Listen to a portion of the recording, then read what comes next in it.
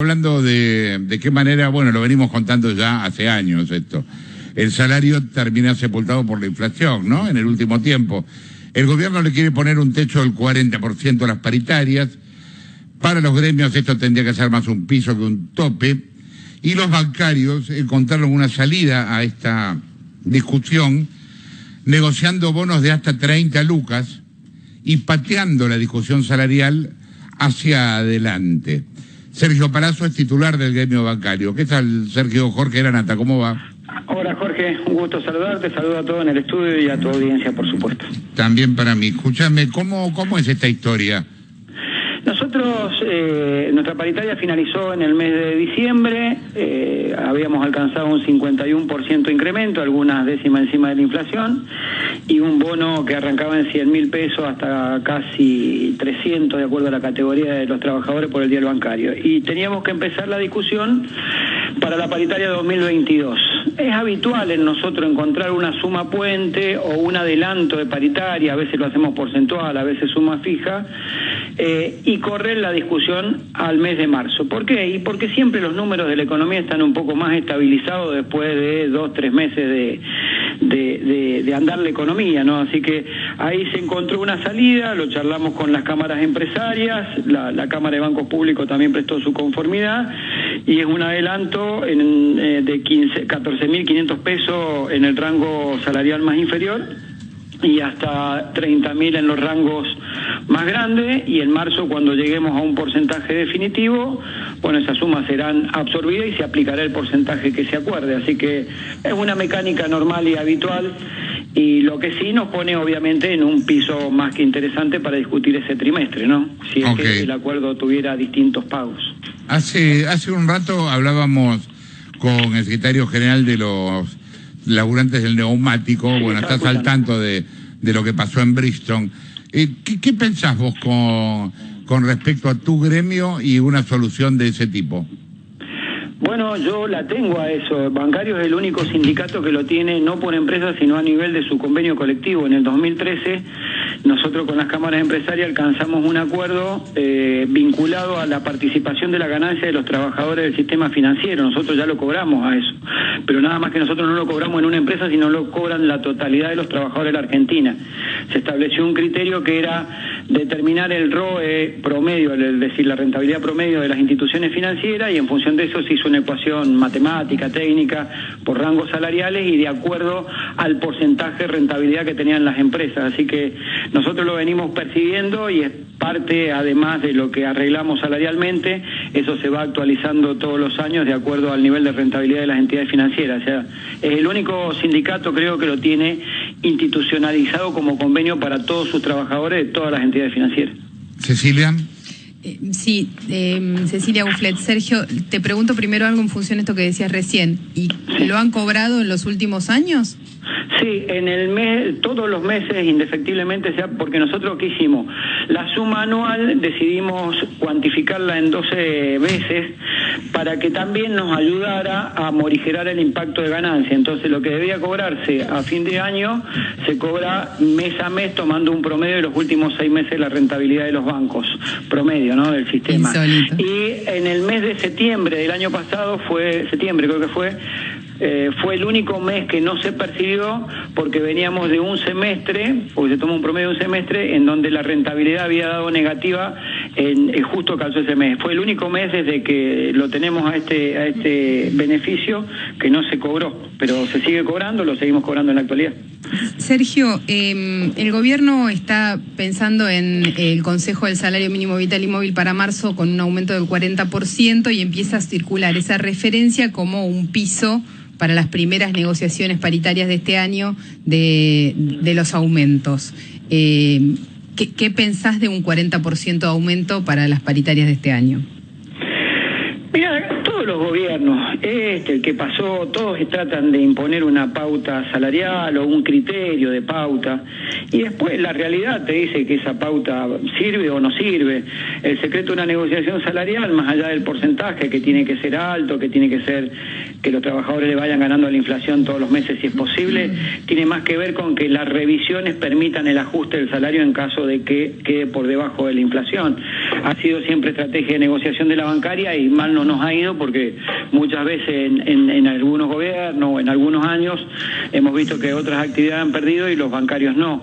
Respecto al número 40, bueno, hay una definición en el REM, yo hablo por mi actividad, ¿no? En el REM que publica el Banco Central, que es un promedio de las consultoras y bancos que establecen una proyección de inflación, hablan del 55.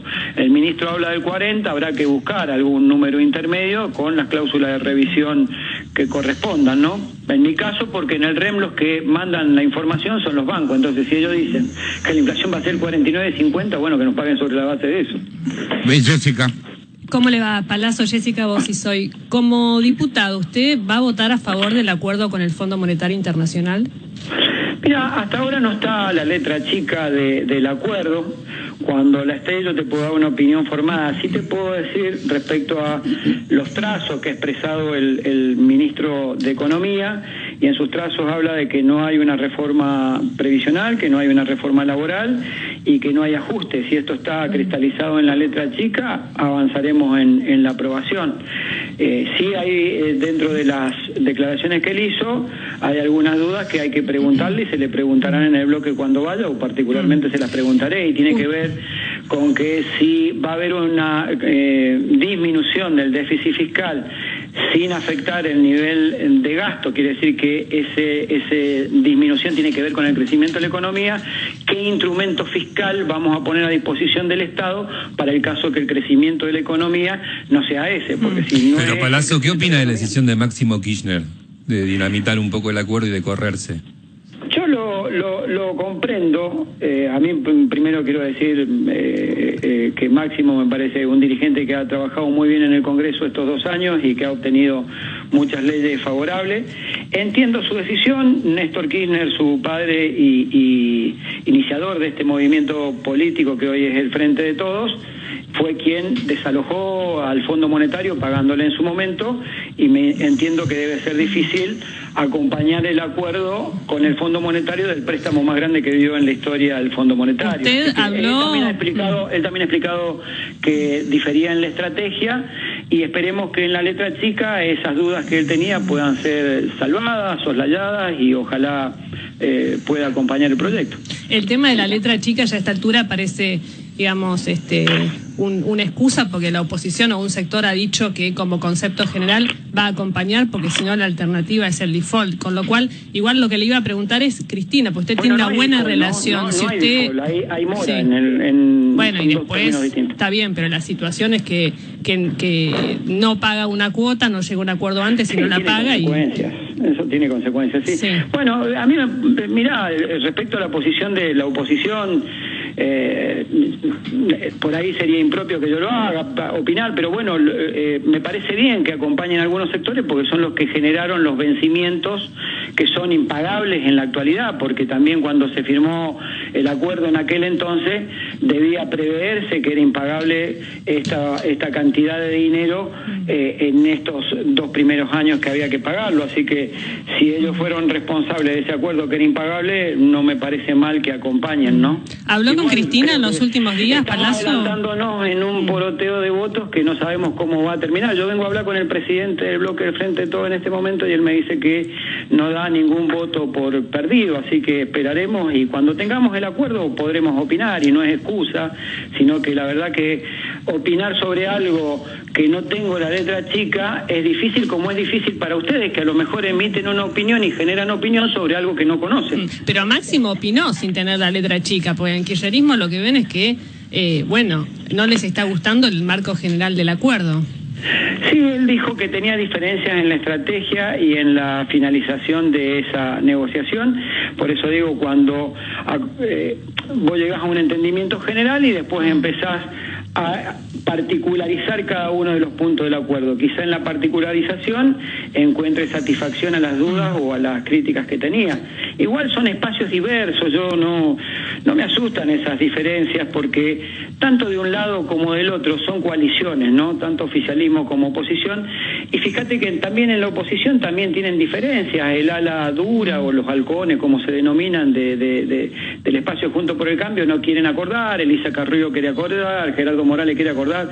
Son debates que cuando no hay bipartidismo en un país, sino que hay coaliciones, es natural que se den este tipo de cosas y hay que transitarlas sin el menor drama posible para la sociedad. Yo creo Palazzo, que hay que esperar que venga el proyecto y discutirlo en la Cámara con seriedad y responsabilidad con el texto. Palazzo, ¿le dio alguna referencia de plazos de cuándo creen que va a llegar el proyecto el nuevo jefe de bloque? No, él tenía una reunión con Martín Guzmán, creo que el ministro se va ahora a una reunión de ministros del G20 afuera, y supongo que a la vuelta se producirá una reunión con el ministro siempre ha ido al Parlamento, así que irá al bloque y después irá a las comisiones respectivas para discutirlo, y bueno, ahí se discutirán estas cosas. No me contestó si habló con Cristina. No he hablado con ella, después de lo del fondo, no he tenido oportunidad de hablar con ella. Y Palazzo, ¿es una posibilidad que 30 diputados, como dice hoy las crónicas de los diarios, que 30 diputados del Frente de Todos se abstengan? Te repito lo que me dijo el presidente del bloque, él no da por perdido ningún voto.